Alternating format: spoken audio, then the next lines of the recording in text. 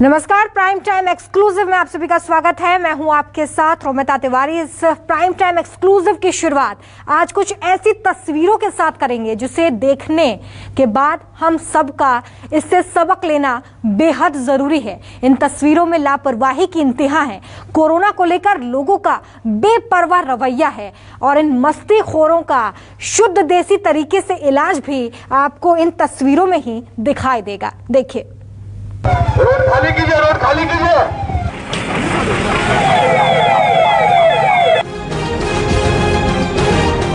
शाम की कीमत लोगों को समझ नहीं आ, दाम पर लोगों के दिमाग की बत्ती नहीं जल रही।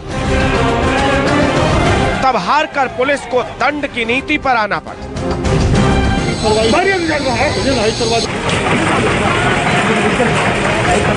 तस्वीरें कोरोना से कराह रहे राज्य बिहार के अररिया की, जहां कोविड को काबू करने के लिए लॉकडाउन का ऐलान हुआ, लेकिन इन तफरीबाजों से रहा नहीं गया और जब ये सड़क पर निकले तो पुलिस भी इन्हें देसी इलाज दिए बिना नहीं रुक पाई। टेम्पू यहीं से घुमा था, वापस क्या सड़क क्या गली, खुद को सवाशेर समझने वाले किसी भी वीर बहादुर को पुलिस ने नहीं बख्शा। लॉकडाउन के बीच बाइक पर निकले जोशीलों का सामना जब बिहार पुलिस की लाठी से हुआ तो छिपने की जगह कम पड़ गई और भागने के रास्ते खत्म हो गए। नेपाल के रास्तों से जुड़े अररिया में लॉकडाउन में निकलने वालों की पुलिस ने हर एंगल से खबर ली। गाड़ी में बैठकर निकलने वालों को खिड़की से डंडे का डोज दिया गया और जो अपनी रंगीन गाड़ियों में बिना नंबर प्लेट लगाए काला शीशा चढ़ाए सड़क पर नजर आए, उनको सीआरपीएफ के जवानों के सवालों और एक्शन का सामना करना पड़ा।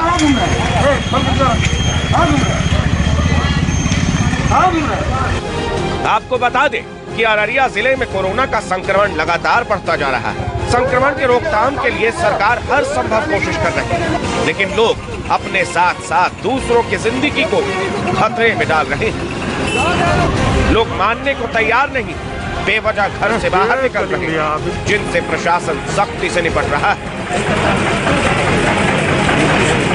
के बढ़ते संक्रमण के बयानों में बिहार राज्य सरकार के द्वारा जो प्रतिबंध लागू की गई है, इसी का अनुपालन कराने के लिए हम लोग सुबह से ही सड़क पे हैं और पूरे हमारे प्रशासन की टीम हमारे साथ है और सख्ती से अनुपालन कराया जा रहा है और बहुत लोगों को समझाया भी गया है। कुछ लोग जो इस बारे में अनभिज्ञ थे, माइकिंग के द्वारा हम लोग को कल से ही बताया गया है, आज भी बताया गया है और लोग पालन कर रहे हैं।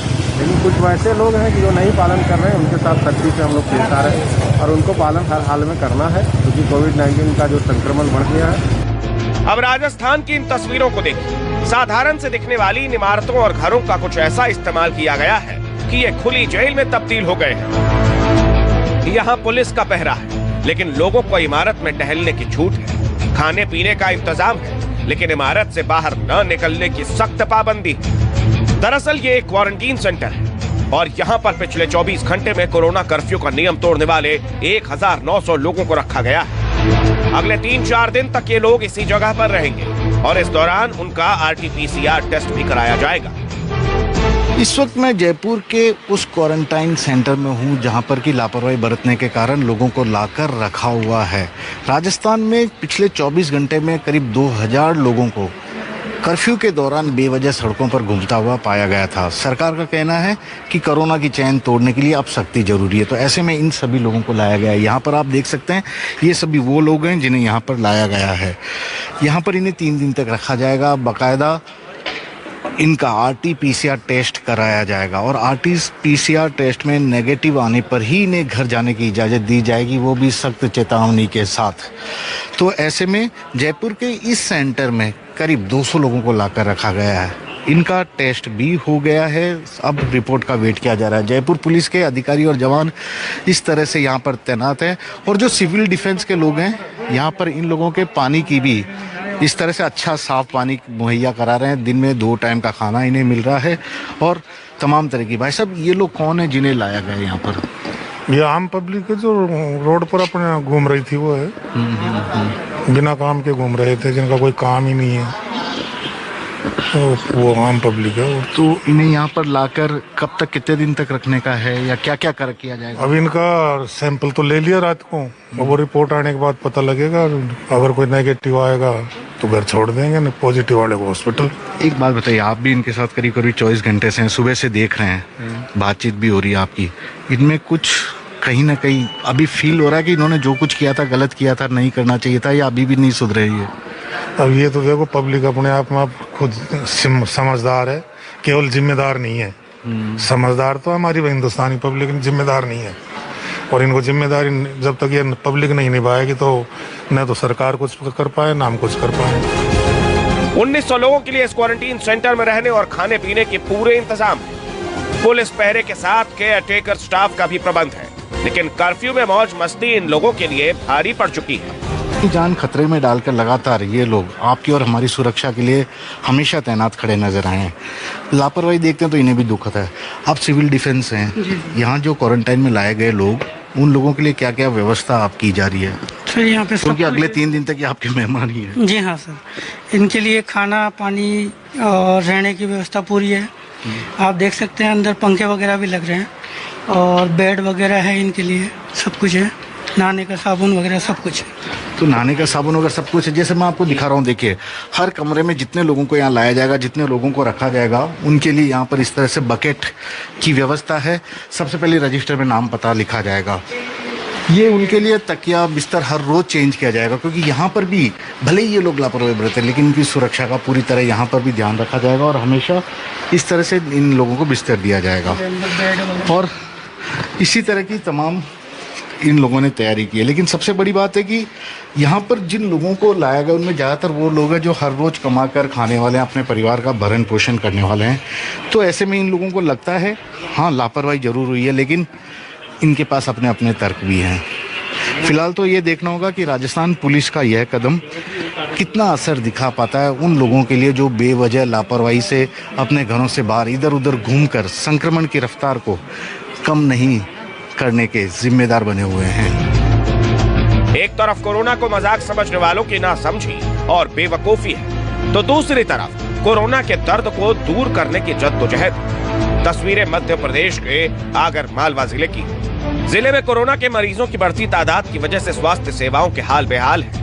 हालात इतने बदतर हो चुके हैं कि ग्रामीण अंचल में बाग बगीचे अस्पताल बन गए हैं। जमीन पर टाट पट्टियां, बेड और पेड़ों की टहनियां स्लाइन टांगने का जरिया।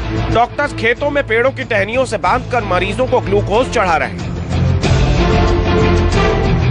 मध्य प्रदेश से राजस्थान की तरफ जाने वाली सड़क पर धनिया खेड़ा गांव में संतरे के बागीचे में खतरे का अस्पताल चालू है। और चौंकाने वाली बात यह है कि इस तरह इलाज कराने के लिए 10 गांव से बड़ी संख्या में मरीज यहां पहुंच रहे हैं। मरीजों के साथ साथ उनके परिजन भी मौजूद हैं। और खतरे की बात ये कि ना तो यहाँ सोशल डिस्टेंसिंग का कोई ख्याल रखा जा रहा है, और ना ही मास्क और सैनिटाइजर जैसी व्यवस्था है। ऐसे में गांव, शहर, जिले, राज्य और देश का कोरोना से कैसे भला होगा, ये शायद भगवान ही जाने। पटना से सौरभ कुमार और जयपुर से केजे श्रीवास्तव के साथ ब्यूरो रिपोर्ट, न्यूज़ 24। तो इन तस्वीरों से आप भी सबक लीजिए और इस तरह की गलती बिल्कुल मत दोहराइए। कोरोना ने देश में हाहाकार मचा रखा है। दवा के साथ अब तो दुआ भी कम पड़ने लगी है, लेकिन फिर भी कोरोना से लड़ने और हर जिंदगी को बचाने की जद्दोजहद जारी है। और इसी कड़ी में अब अलग अलग संस्थाएं और महकमे सामने आने लगे हैं। दिल्ली में बेड और ऑक्सीजन की समस्या को देखते हुए इस्कॉन मंदिर ने कोविड केयर सेंटर की शुरुआत की है। तो वहीं भारतीय रेलवे ने भी लगातार अपनी ट्रेन के कोचों को आइसोलेशन वार्ड्स में तब्दील किया है। देश के कोने कोने तक अब मदद पहुंचाने की तैयारी की जा रही है।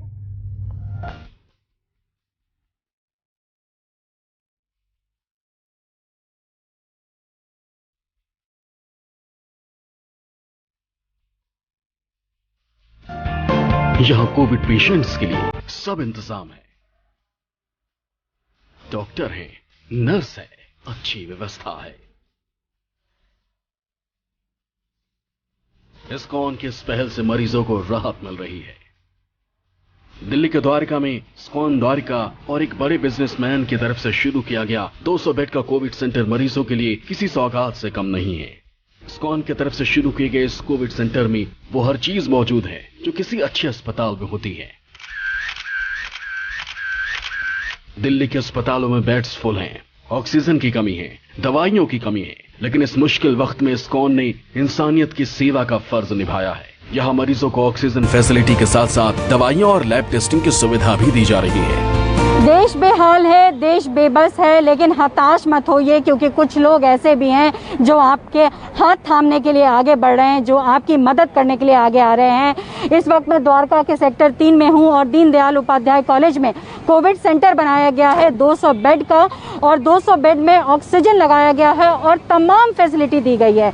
ये जो फैसिलिटी है ये द्वारका इस्कॉन के चेयरपर्सन पीयूष जी हैं, उनके द्वारा किया गया है। साथ ही साथ बड़ा बिजनेस के जो MD हैं डॉक्टर विवेक बिंद्रा, उन्होंने किया है। तो सबसे पहले मैं आपसे जानना चाहूँगी, हालात तो बहुत बुरे हैं, लोग त्राही त्राही कर रहे हैं, इस आपदा में भी आप लोग आगे बढ़ के लोगों की मदद करने आए हैं, किस तरीके से मदद कर रहे हैं? इसमें हम लोगों ने दीनदयाल उपाध्याय और दिल्ली सरकार की मदद से 200 बेड की फैसिलिटी डेवलप की है, जिसमें कि हम लोग ऑक्सीजन, बेड, खाना, दवाई, टेस्टिंग, काउंसलिंग, योगा क्लासेस, ये सब फ्री में प्रोवाइड कर रहे हैं। और डॉक्टर्स की पूरी टीम है, तो डॉक्टर गोपाल हमारे साथ हैं। ये पूरा डॉक्टर्स, नर्सेज, हाउसकीपिंग, ये सारी जिम्मेदारी इन लोगों ने ली है। इस्कॉन और बड़ा बिजनेस के सपोर्ट से ये 200 बेड की फैसिलिटी जो स्टार्ट की है, जो हमारे पीयूष जी ने बताया, हम लोगों ने इसको प्रोफेशनल मैनेजमेंट की तरह इसको मैनेज कर रहे हैं। और इसमें 200 बेड की फैसिलिटीज़ है। इसमें हमारे पास फुल टाइम डॉक्टर्स हैं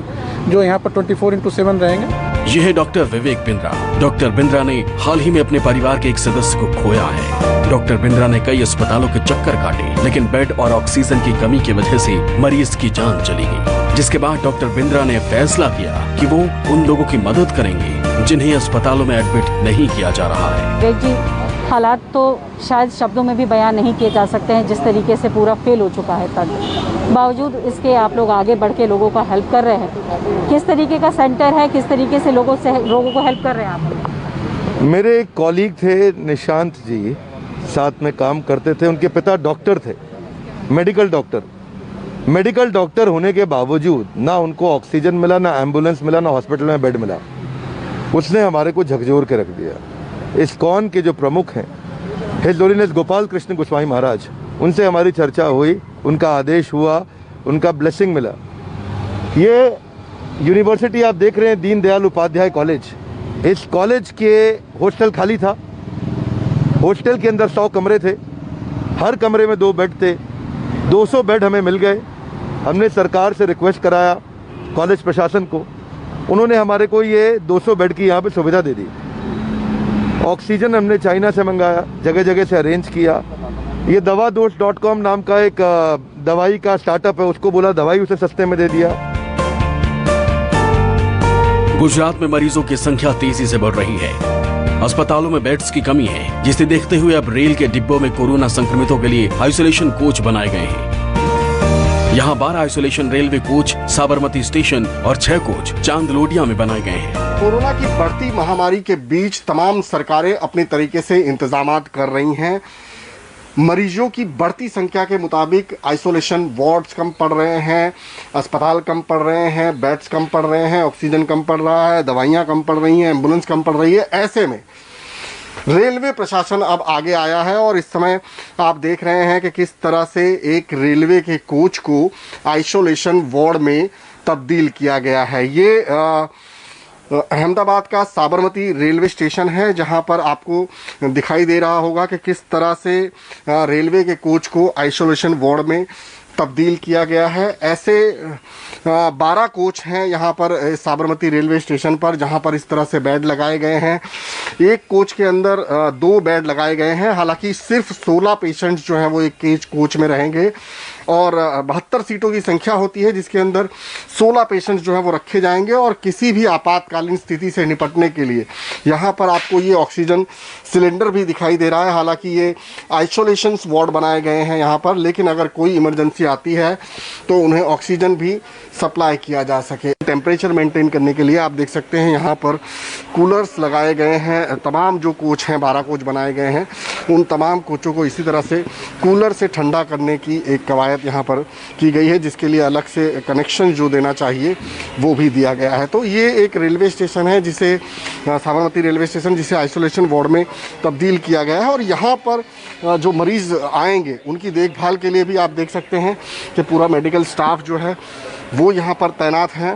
पैरामेडिकल स्टाफ हैं, यहाँ पर दवाइयाँ हैं और तमाम चीज़ें उपलब्ध हैं। जो भी मरीज़ यहाँ पर कोविड के आएंगे उनकी देखभाल के लिए, उनकी निगरानी के लिए और उनके ऑब्जर्वेशन के लिए मेडिकल स्टाफ भी यहाँ पर तैयार किया गया है। इन आइसोलेशन कोच में मरीजों को गर्मी से बचाने का भी पूरा इंतजाम है। कोच में विंडो कूलर लगाए गए हैं।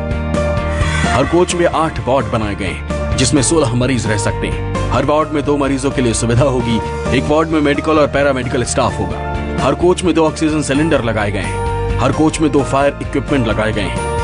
लोगों ने 19 कोच अभी तैयार किए हैं, जिसमें से 13 कोच हम लोग साबरमती में रखेंगे और 7 कोच हम लोग चांदलोडिया स्टेशन पे रखेंगे, जिसमें कि माइल्ड जिनको सिम्टम्स है, जिनको कि हॉस्पिटल में आईसीयू या और ज़्यादा की ज़रूरत नहीं है, सिर्फ आइसोलेशन पर्पस के लिए, ऐसे लोगों को हम लोग इन कोचेज़ में रख सकते हैं। इसके लिए हम लोगों ने कोचेज़ जो तैयार किए थे उसमें जितनी भी खिड़कियां हैं उस पर नेटिंग का इंतजाम किया है, जिससे कि मच्छर अंदर नहीं जा सके। और हर कोच में 16 पेशेंट को रखा जा सकता है। जरूरत पड़ने पर इन आइसोलेशन कोच की संख्या को बढ़ाया जा सकता है।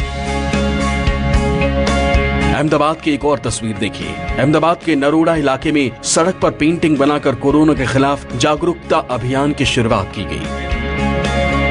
सड़क पर मास्क बनाकर यह संदेश दिया गया कि घर से बाहर निकलते हुए मास्क जरूर पहने।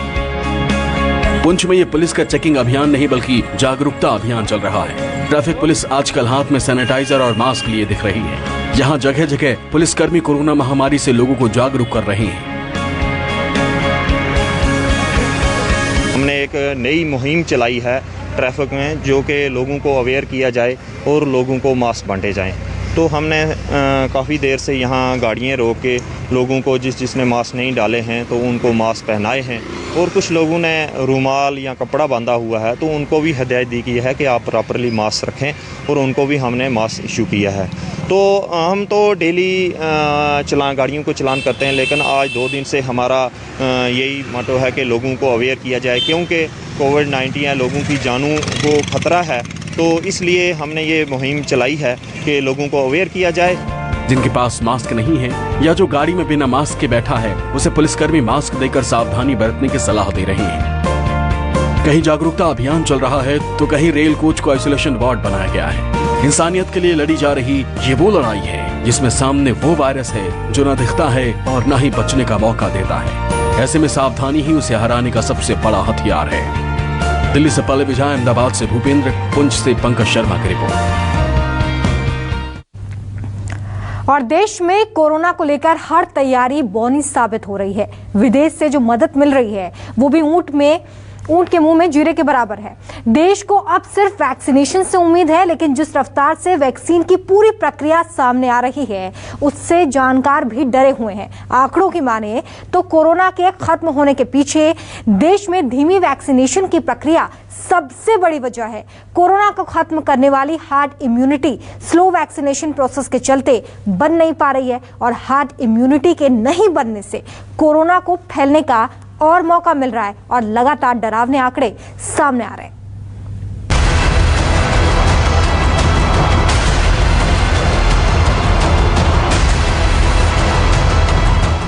कोरोना से लड़ने के लिए मजबूत इम्यूनिटी होना जरूरी है। मजबूत इम्यूनिटी होगी तो कोरोना का खतरा कम होगा। वायरस का अटैक हो भी गया तो रिकवर जल्दी होंगे, लेकिन कोरोना के नए नए म्यूटेंट्स ने इस थ्योरी को पलट दिया है। वायरस के नए नए स्ट्रेन मिल रहे हैं। वायरस म्यूटेंट हो रहा है, यानी किलर वायरस बहरूपिया बन गया है, और इसका यही खौफनाक रूप अब खतरा बढ़ा रहा है। देश में पिछले साल कोरोना की पहली लहर के वक्त हार्ड इम्यूनिटी को लेकर खूब बातें हुई थी। एक्सपर्ट भी मानते थे कि किसी इलाके में अगर ज्यादातर लोग संक्रमित होंगे तो उनके शरीर में एंटीबॉडी बनेगी जो भविष्य में कोरोना से रक्षा करेगी। लेकिन कोरोना के रूप बदलने के साथ साथ हेल्थ एक्सपर्ट की राय भी बदलने लगी है। देश के हेल्थ एक्सपर्ट्स का मानना है कि भविष्य में हर्ड इम्यूनिटी तैयार नहीं हो पाएगी, जिसकी वजह से वायरस फैलता रहेगा। हार्ड इम्यूनिटी तब तैयार होती है जब आबादी का बड़ा हिस्सा वायरस के खिलाफ इम्यून हो जाता है। इसको दो तरीके हैं। पहला तरीका वायरस का संक्रमण, दूसरा तरीका टीकाकरण। ऐसी स्थिति में जिनका वायरस के खिलाफ इम्यून सिस्टम दुरुस्त नहीं है वो भी संक्रमण के खतरे से बाहर हो जाएंगे, क्योंकि बड़ी आबादी के इम्यूनिटी सिस्टम मजबूत होने के कारण वायरस के लिए एक से दूसरे में घुसने की गुंजाइश न के बराबर बचेगी। वैक्सीनेशन से और इन्फेक्शन दोनों से ही हर्ड इम्यूनिटी तो अचीव होगी, लेकिन हमारी हर्ड का साइज बहुत बड़ा है। हमें हर्ड इम्यूनिटी करने के लिए कम से कम 80 करोड़ लोग या तो इन्फेक्ट हों या फिर वैक्सीन हो जिससे उनमें एंटीबॉडीज डेवलप हों। इसलिए हर्ड इम्यूनिटी डेवलप होने में बहुत टाइम लग रहा है अभी, लेकिन वैक्सीनेशन से इम्यूनिटी डेवलप होगी, हर्ड इम्यूनिटी की तरफ हम बढ़ेंगे। हिंदुस्तान में कोरोना वायरस के वेरिएंट्स तेजी से फैल रहे हैं जो पहले से ज्यादा खतरनाक हैं। रोज हो रही हजारों मौतें इसकी गवाही दे रही हैं। वायरस तेजी से फैल रहा है, लेकिन देश में टीकाकरण की रफ्तार अभी भी कम है। ऐसे में एक्सपर्ट्स भी मानते हैं कि हार्ड इम्यूनिटी विकसित होने में देर होगी। वायरस तेजी से अपना रूप बदल रहा है और हर म्यूटेशन के पास संक्रमण का अपना अलग अलग तरीका होता है। ऐसे में अगर किसी म्यूटेंट से संक्रमित होकर कोविड से उबर भी जाता है तो दूसरे म्यूटेंट से संक्रमित होने का खतरा बना रहता है। भारत में कोरोना की रफ्तार अभी भी जानलेवा है, जबकि ब्रिटेन जैसे देशों ने तेजी से फैल रहे कोविड पर काबू पा लिया है। इसकी एकमात्र वजह टीकाकरण ही है। इजराइल दुनिया का पहला ऐसा देश है जिसने अपनी करीब 90% आबादी का टीकाकरण कर दिया। भूटान अपने 70% लोगों को कोरोना वायरस वैक्सीन की डोज दे चुका है। चिली में भी 50% आबादी का वैक्सीनेशन हो चुका है।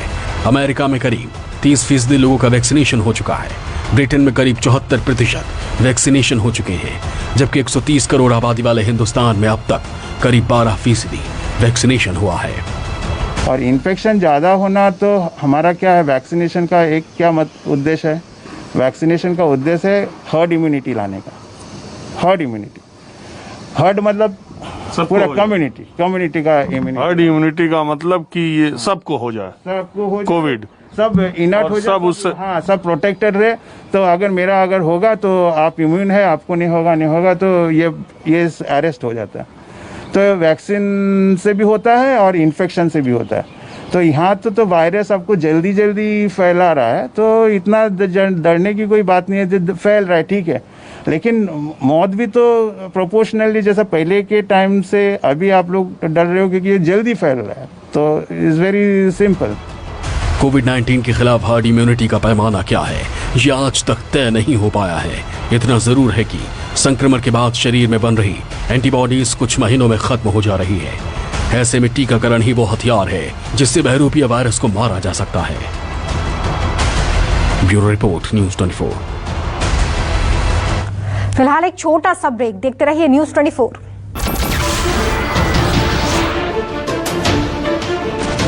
नमस्कार, मैं हूं मानक गुप्ता। अगर आपको हमारा ये वीडियो पसंद आया हो तो इसे लाइक और शेयर जरूर करें, और हाँ, हमें सब्सक्राइब और फॉलो करना ना भूलें ताकि आप देश और दुनिया की कोई खबर मिस ना करें। तो जुड़े रहिए हमारे साथ और देखते रहिए न्यूज़ 24।